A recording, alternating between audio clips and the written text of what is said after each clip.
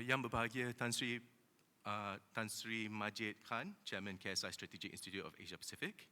Yang berbahagia Tan Sri Michael Yeo, President KSI Strategic Institute for Asia Pacific. Distinguished guests, ladies and gentlemen, Assalamualaikum and Salam Sejahtera. I'm deeply honored to stand before you today at the Malaysian SME National Conference, a platform that brings together the brightest minds and the most dynamic leaders in our industry.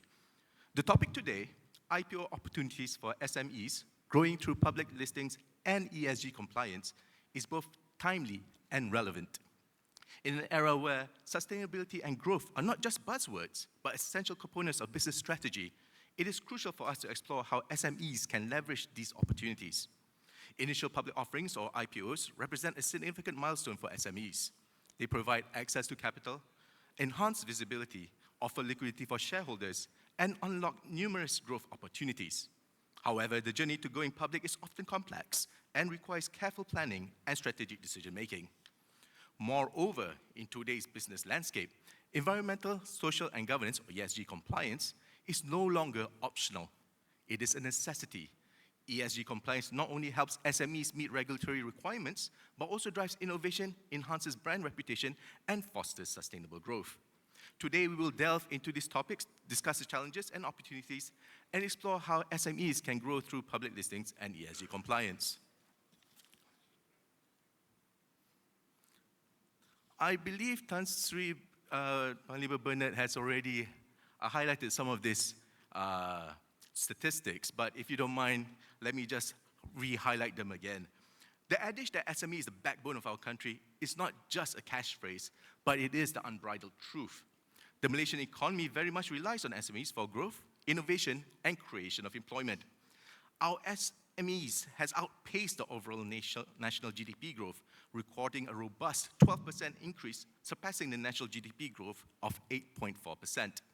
The significant contribution of 38.4% to the GDP, amounting to 580.4 billion ringgit, is a testament to their economic importance.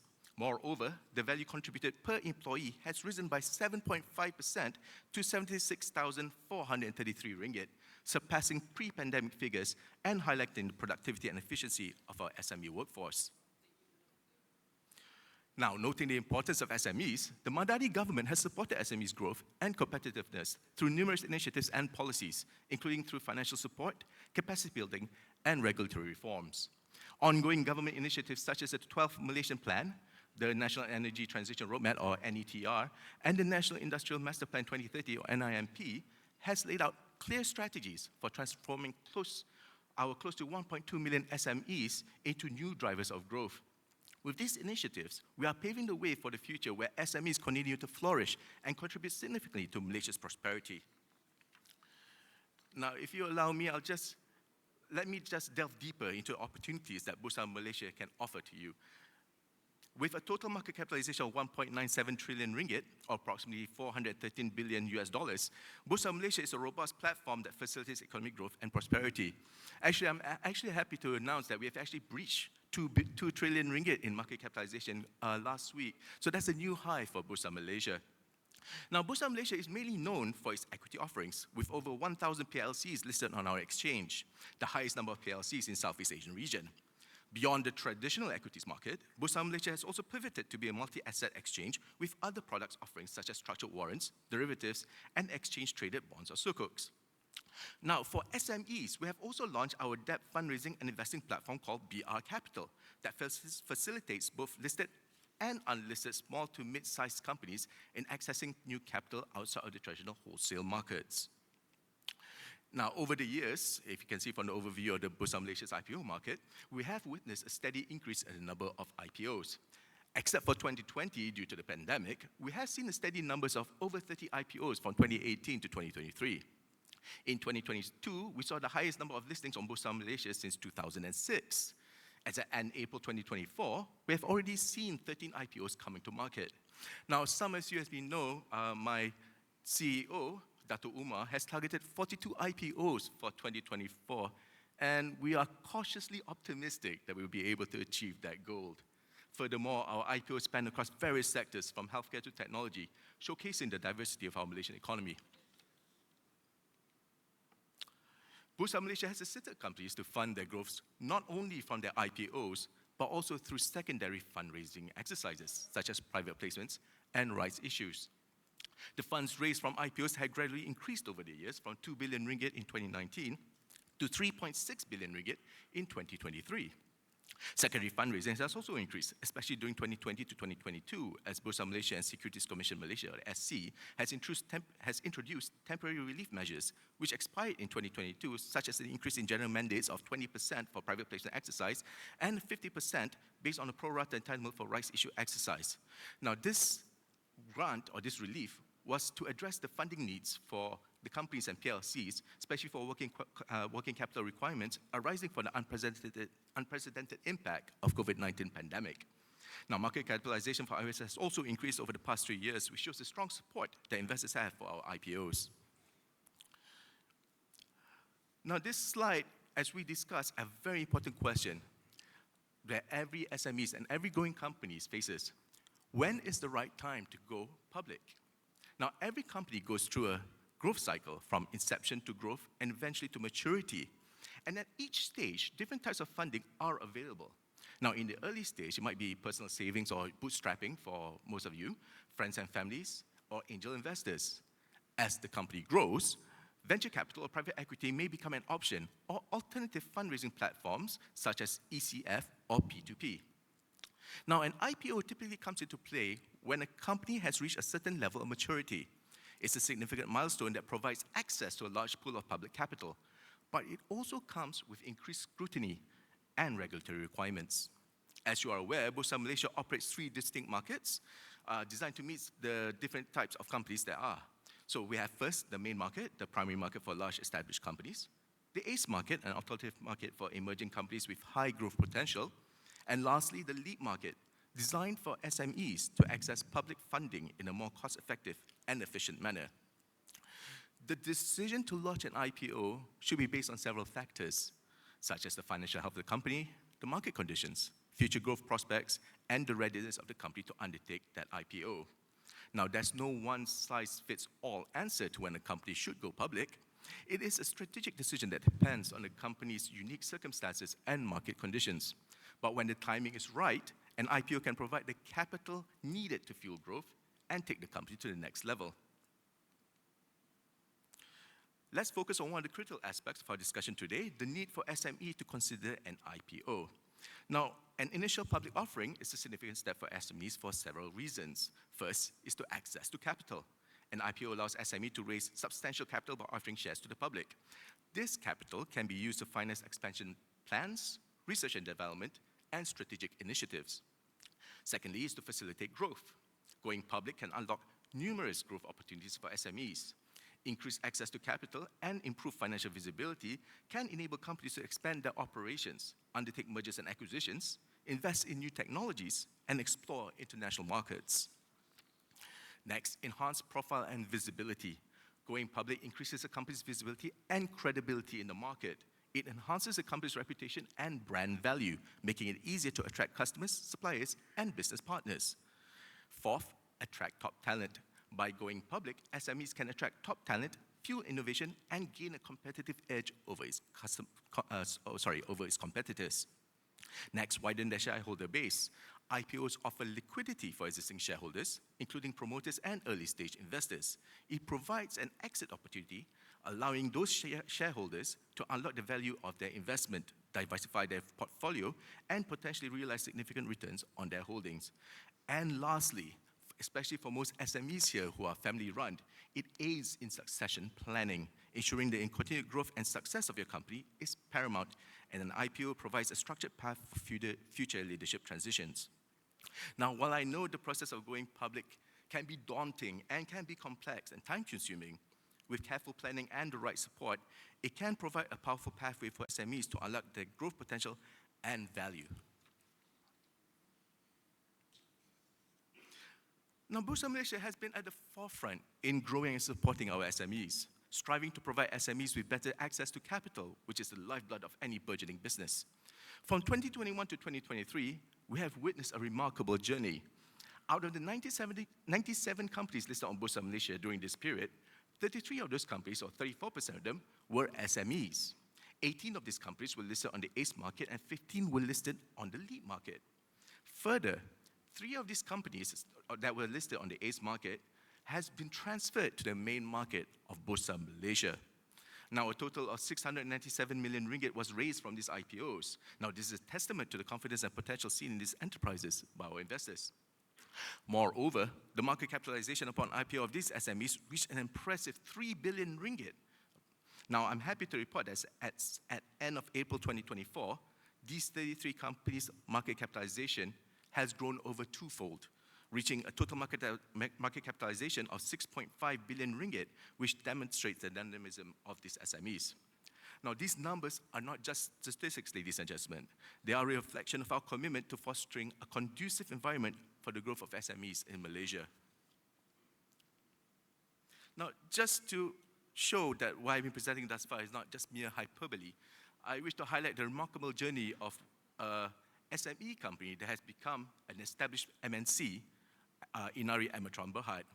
Now, since its IPO on the ACE market in July 2011, Inari has experienced a staggering 9,121% market capitalization growth, from a market capitalization of 126 million ringgit to over 11 billion ringgit in market capitalization as at end April 2024.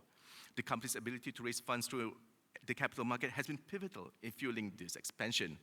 Raising 31.5 million ringgit from its IPO, Inari has been able to successfully raise funds from the second market as well, raising close to 1.2 billion ringgit, which reflects the strong confidence of investors have in Inari. The inclusion of prominent institutional investors such as EPF, PNB, QuAP, and Tabung Haji underscores the company's solid reputation and potential for sustained growth. Now, I'll be touching on the ESG, or the ESG practices. Now, ESG is getting more increasingly crucial for businesses, including SMEs. Now, let's explore a bit on why adopting ESG compliance is essential, even though it might appear to add extra costs and looks expensive. Now, firstly, the competitive edge and visibility to SMEs. SMEs with robust ESG policies gain a competitive edge. As investors, consumers, and future talents demand greener and more sustainable strategies, businesses that prioritize ESG are more visible and attractive. ESG also enhances your company's reputation and position it as a responsible and forward-thinking organization. Secondly, long-term resilience. ESG equips your business to be resilient in both the near term and the long term. By addressing environmental impact, social responsibility, and governance practices, you build a foundation for sustainable growth. Thirdly, in Malaysia, there are also tax incentives available for SMEs that invest in green technology, such as the Green Investment Tax Allowance, or GITA, and Green Income Tax Exemption, or GITE. Further implementing energy-efficient practices, waste reduction, and sustainable resource management can lead to cost savings over time. Next, ESG attracts investment, especially foreign investors. ESG compliance demonstrates commitment to responsible business practices, making you a prime target and appealing to global investors. Next, supply chain integration. Malaysia engages in significant international trade. SMEs that follow ESG rules become integral parts of the wide supply chain. ESG practices enhance collaborations with larger corporations and multinational partners. And finally, long-term value creation. ESG isn't just about financial gains. A study has shown that 3 out of 5 Malaysian SMEs believe that embedding ESG practice creates long-term value, strengthens the workforce, and expands business opportunities. Now, while ESG implementation may involve initial costs, the long-term benefits far outweigh them. The stark reality is that non-compliance to ESG could result in a staggering loss of 292 billion ringgit in revenue for Malaysian SMEs. Thus, embracing ESG is a step towards securing a sustainable and profitable future for our SMEs. Now, there seems to be, what we have seen, a synergy between both IPO and ESG. So I will touch a bit on the synergistic relationship. Now, integrating ESG considerations into the IPO process is crucial for several reasons. Firstly, ESG enhances investor appeal and valuation. Investors, particularly institutional investors and ESG-focused funds, increasingly prioritize companies with strong ESG credentials. Now, in Malaysia, institutional investors such as EPF, QuAP, and PNB have become signatories to the UN Principles of Responsible Investment, where they have announced sustainability investment policies and frameworks, as well as commitment toward ESG compliant and climate neutral or net zero portfolio. By demonstrating this commitment to sustainability and responsible business practices, IPO-bound companies can attract a broader investor base and potentially achieve higher valuation multiples. Secondly, ESG compliance is essential for meeting listing requirements. Stock exchange, including Bursa Malaysia now, have stringent listing standards that include ESG disclosures and adherence to relevant regulations. Companies planning to go public must demonstrate robust ESG performance to gain approval for listing, underscoring the importance of integrating ESG into their business strategies. Thirdly, ESG contributes to risk mitigation and due diligence.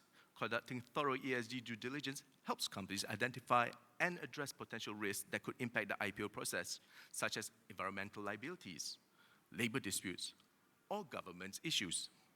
By proactively managing this risk, company can enhance transparency and credibility, instilling confidence in prospective investors. Moreover, ESG fosters enhanced corporate governance. Effective governance practices are critical for IPO-bound companies as they ensure transparency, accountability, and ethical conduct within the organization. ESG frameworks provide guidelines for sound governance practices, helping companies establish strong management structures and decision-making processes that align with shareholders' interests. Furthermore, ESG promotes long-term investor relations. Establishing a robust ESG framework not only attracts investors during the IPO process, but also sustains positive relationship with your stakeholders post-listing. Companies that prioritize ESG performance and reporting transparency are better positioned to maintain investor trust and support, driving sustainable growth and shareholder value over time. Finally, ESG differentiation enhances market positioning and brand perception. Companies that lead in ESG practices distinguish themselves from their peers, positioning themselves as responsible and sustainable businesses. This differentiation not only attracts investors, but also enhances customer loyalty and brand reputation, creating competitive advantages that contribute to long-term business successes. Now, to emphasize this relationship, a pivotal study conducted by the NYU Stern Center for Sustainable Business and Rockefeller Asset Management has highlighted the relationship between ESG practices and the financial performances of companies. This study found a positive correlation between ESG and financial performance of companies in most of the 1,000 research papers published between 2015 and 2020. While it finds that 58% of corporate-focused studies show a positive impact of ESG on operational metrics like return on equity, ROE, return on assets, ROA, or stock price, with only 8% of the respondents indicating a negative relationship. Now, to assist our SMEs on the ESG journey, several resource centers, such as the SME ESG Hub by the UN Global Compact Malaysia and Brunei, BT's IESG Framework, and the Simplified ESG Disclosure Guide by the Capital Markets Malaysia are made available to guide and assist you towards a more sustainable and equitable future for all. At Bursa Malaysia, for our PLCs, we have also assisted them, especially on the sustainability reporting framework. Now, we have since 2015 launched the Sustainability Reporting Framework for our PLCs, and subsequently on September 2022, launched the Enhanced Sustainability Reporting Framework. We adopted a phased approach, allowing companies of different sizes to gradually improve their sustainability practices and reporting capabilities. Now, this approach helps smaller companies build capacity and resources to meet their reporting obligations over time. In order to facilitate reporting and repository of data, Bursa Malaysia's ESG reporting platform was launched in December 2023. This enabled our PLCs to inform the ESG reporting in the prescribed format. Bursa Malaysia also issued the Illustrative Sustainability Reporting Guide to complement the Sustainability Reporting Guide and Toolkits 3rd edition in aiding listed issuers in complying with the Enhanced Sustainability Reporting Framework. And finally, we have launched the Sustainability Explainer video series, which consists of 8 bite-sized recordings aimed at enhancing the knowledge and understanding of listed issuers pertaining to the enhancements made to our Sustainability Reporting Framework. All of these resources are available on Bursa Malaysia's website. Now, a new initiative that I'm quite happy to share you with is the Centralized Sustainability Intelligence, or better known as the CSI. Now, the CSI solution aims to enhance corporates' ESG narratives and extend to their supply chains, particularly SMEs. Now, challenges faced by SMEs with regards to ESG includes lack of liquidity, know-how, customer support, and manpower. Now, as Malaysia moves toward a low-carbon economy, achieving a just transition is crucial. Now, the CSI platform includes a supplier engagement module that allows corporates to identify the highest carbon emitters among the suppliers, which includes SMEs, based on spending. Corporates can then engage these SMEs directly, assess their ESG maturity, and send the SMEs for training and certification through partners such as UNGCMYB, PwC Malaysia, and ERM Malaysia. After training, the suppliers must provide the actual Scope 1 and Scope 2 data to corporates, and they can then receive incentives through sustainable finance from their bank partners. Now, the CSI platform has not been launched yet, so do keep an eye out when this comes out, yeah? So, ladies and gentlemen, as I conclude my presentation today, I would like to leave you with some final thoughts on the importance of IPOs and ESG considerations for SMEs. Now, IPOs, if I presented just now, represent a significant milestone in the life cycle of SMEs. They not only provide an opportunity for these businesses to raise capital for expansion, but also enhance their credibility and visibility in the market. However, it's crucial to remember that going public comes with its own sets of challenges and responsibilities. Transparency, accountability, and adherence to regulatory requirements is vital. On the other hand, ESG considerations are no longer optional. They have become a necessity in today's business landscape. Your investors, customers, and other stakeholders are increasingly conscious about the impact businesses have on the environment and society at large. SMEs that proactively incorporate ESG principles into their strategies are likely to gain a competitive edge, attract sustainable investments, and ensure long-term resilience. Now, incorporating ESG consideration into the core strategy can also smooth the IPO process. It demonstrates potential investors that the company is committed to sustainable growth and has a robust governance structure in place. This can enhance investor confidence and potentially lead to a more successful IPO. Now, in conclusion, while the journey towards an IPO and the integration of ESG principles may seem daunting, the potential benefits for SMEs are substantial. It's about looking beyond immediate gains and working towards sustainable, inclusive, and responsible growth. Remember, the future belongs to those who prepare for it today. Now, with that, I'd just like to leave this picture to everyone. And I thank you all today, and I hope to see some of you SMEs as PLCs on Bursa Malaysia when you strike the gong there, yeah? And with that, I wish you Assalamualaikum and have a wonderful day ahead.